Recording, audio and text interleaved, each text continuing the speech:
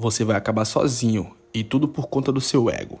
Uma pessoa egocêntrica pensa que é forte, intocável, o bichão, mas só basta uma simples opinião diferente da dele para o fazer duvidar do que ele mesmo pensa, ou ficar discutindo, tentando mostrar o seu ponto. A verdade é, quem tem um ego que bate nas nuvens é cheio de si. Para ele, ninguém sabe mais que ele mesmo. Quer saber se uma pessoa é egocêntrica ao extremo? Tenta corrigir essa pessoa, ou ela vai ficar furiosa ou vai até mesmo te ignorar. Ela não vai aceitar ser corrigido ou contrariado.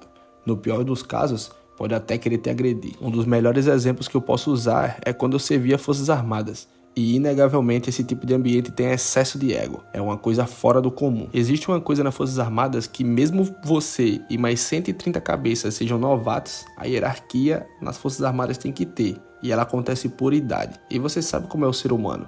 Não pode ter um pouquinho de poder que já quer pisar no outro. Eu não sofri muito, pois quando eu entrei, eu já era um pouco atrasado, então eu era tipo 1 ou 2 anos mais velho do que a galera que tava lá. Mas o tanto que eles maltratavam os mais novos, tipo, a mesma turma, cara. Os mais velhos da turma maltratavam muita gente da mesma turma, só que sendo mais novo. Parecia que os caras já tinham patente de general, mas não, cara. Eram todos da mesma turma. Aí você percebe o quanto o ser humano em si gosta de ser superior. Só por conta de um pouco de poder que conseguiu, já esmagava o colega de turma. No normal dos casos, nenhum tenente é pra pisar em ninguém, mas imagina você sendo um recruta da cabeça pelada e querendo pisar no seu colega que acabou de entrar com você. Só por conta de uma hierarquia idiota que as Forças Armadas têm. E normalmente esse tipo de pessoa não conseguia que ninguém se agradasse dele e sempre acabava sozinho. E pra você ver, né? Eu nas Forças Armadas fui um cara bem de boa, assim, logo no começo eu tirava bastante onda assim com a galera, zoando e tal, brincando, mas sem pisar em ninguém, né?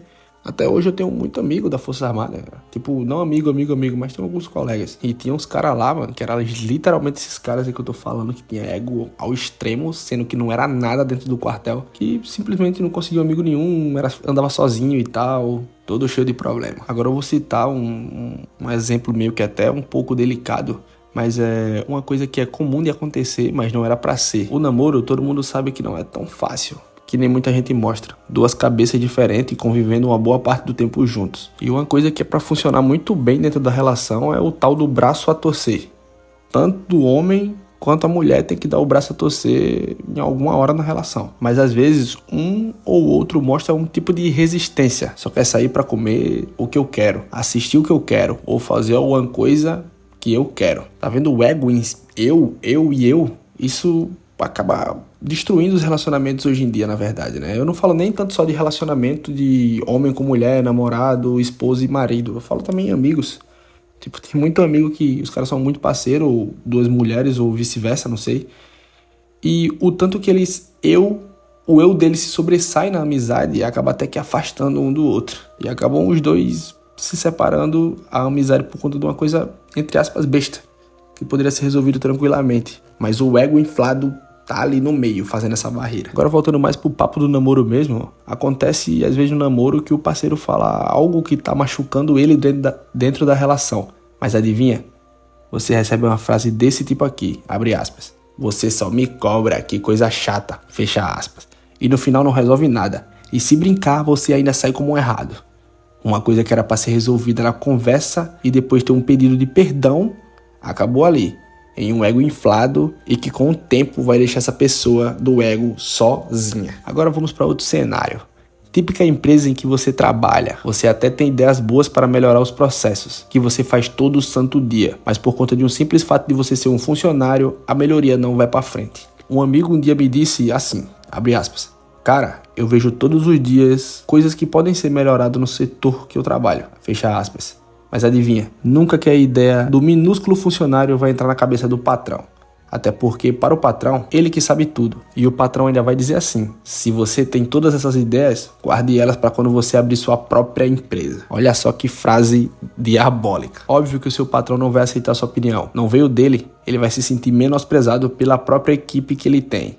Quando ele abrir a boca e falar, quem deu essa ideia foi o João, meu funcionário de 21 anos. E claro, né, isso se ele falar. Só pela vergonha que ele vai sentir por ter o ego maior do que ele mesmo. Ou ele pode se sentir inferior quando sentar na mesa com os outros amigos que também são empresários cheios de si. E quando alguém fizer uma pergunta do tipo, abre aspas, sua empresa tá indo muito bem, aquela mudança que você fez tá fazendo total diferença, fecha aspas. E ele responde, veio de um funcionário. Se esse cara for cheio de si, ele não vai gostar de agradecer por uma pessoa que está abaixo dele. Entendeu o que eu tô dizendo? Não sei na sua cabeça, mas na minha faz um pouco de sentido isso que eu disse. Ele nunca vai querer engrandecer ninguém, a não ser ele próprio, ou a empresa que ele criou. E é até engraçado pensar que empresas enormes como a Google, que funcionários dão opiniões de projetos e caso o projeto for aprovado, pode virar até um case de sucesso da empresa. Diferente do patrão. Sim, o seu patrão, que não aceita uma opinião por puro ego. E a sorte desse tipo de empresário é que sempre vai existir pessoas que necessitam de um trabalho para ganhar o seu dinheiro, para se manter, comprar comida ou comprar uma roupa, pagar um aluguel ou algo do tipo. Senão ele ia ficar sozinho, sem ninguém do lado dele. Na Bíblia também não foi diferente.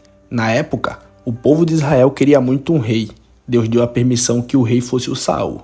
Mas na verdade, o cara que era para ser realmente o rei de Israel era o Davi. E com isso, Davi, que também era guerreiro, começou a ganhar várias batalhas e se destacar como um soldado que não tinha um igual a ele.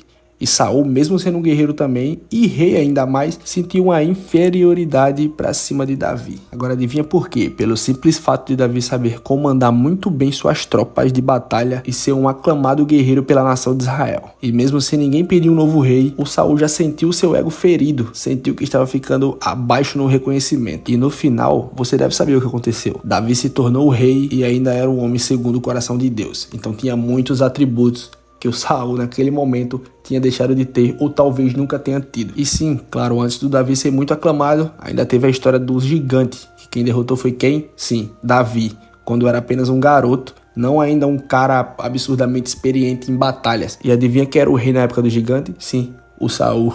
Engraçado, né? O cara foi um covarde, ele tinha tudo nas mãos, mas foi simplesmente um covarde. E quando Davi faz por merecer e ganha o reconhecimento, o ego dele é ferido e ele tenta de todo jeito derrubar Davi. Até tentar matar Davi várias vezes ele tentou, mas simplesmente não conseguiu. O cara tinha tudo nas mãos. Era o rei, tinha muita grana, mais de 2 mulheres. Mas por conta de um ego imundo que ele tinha, por ser o bichão da época, né, querendo ou não, ele sentiu o simples fato de Davi ser ovacionado. E nesse vídeo aqui eu falei que todas essas pessoas podem ter um final trágico, né? Um final que vão acabar sozinho. E o de Saul não foi diferente. Na batalha final contra os filisteus no Monte Gilboa, o exército de Israel foi derrotado. Para o Saul não ser capturado e torturado pelo inimigo, ele mesmo pediu que o escudeiro o matasse. Sim, o seu próprio escudeiro.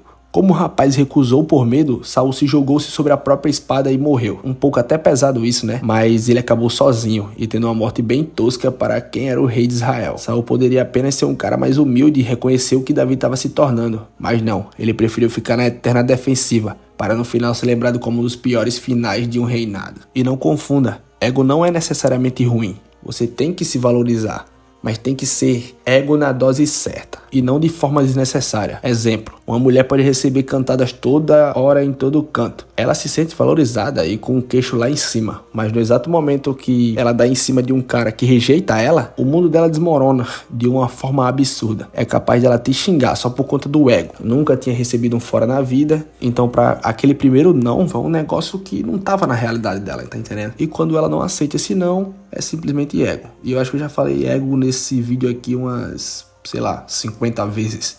Mas enfim, meu nome é JKZ e muito obrigado por me assistir.